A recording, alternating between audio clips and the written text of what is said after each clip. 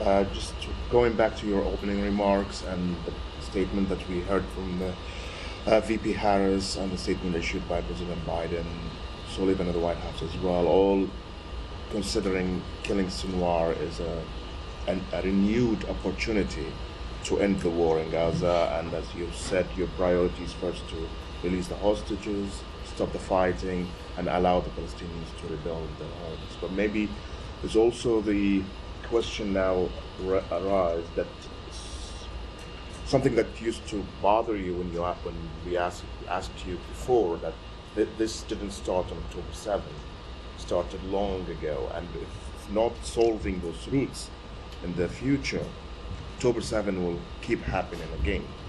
And my question is, yes, you helped Israel to militate with weapons and weapon shipments and also political cover to achieve the military objective of eliminating the threats in Gaza and now the ongoing operation in southern Lebanon. But what are you going to do after the war to push Israel more toward the solution that you see fit for this conflict, especially that advising them seems to be enough? So it's not just the United States making clear our views on this question, but it is countries in the region and countries around the world who have made clear their views on this question.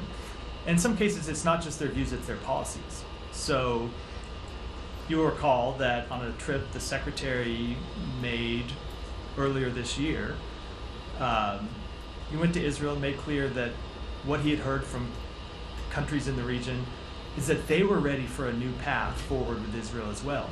There were countries in the region that were ready to put aside decades-long disputes and normalize relations with Israel, and present a new alliance of countries inside the region that would isolate Iran.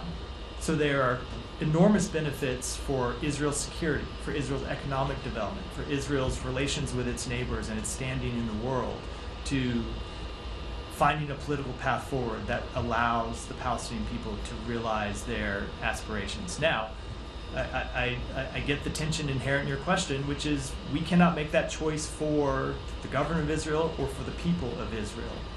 All we can do is lay out to them the upside of ultimately moving forward with a path to a reunited Gaza and the West Bank and a political path forward for the Palestinian people. And we can lay out the risks of not pursuing that path, and the risks are well known. But it is Israel that has to make that decision in the same way that other countries in the decision in the region have to make their own decisions about the types of relationships that they want to have with Israel. Matt, you must know that the war doesn't work this way. If one country doesn't adhere to UN Security Council resolutions, and in fact there will always be ways to force them toward it, whether by UN sanctions, American sanctions, more pressure on the government to abide by the international law. And the international law states that the West Bank is an occupied land and the two-state solutions is the way forward. But I'm asking you, I know that other countries in the international community agrees with you, but you are blocking the international agencies like the UN and others from taking any action toward Israel to force it into making this decision. And at the same time, you as the most powerful Israel ally will not take these steps as well. You are just what are you doing? As I heard several times here in this briefing, you advise them, and whatever they want to do, they're going to do. Because we believe that ultimately this is a pathway forward that needs to be negotiated among the parties, not imposed upon them. And that has been the longstanding position of the United States. It will continue to be our position.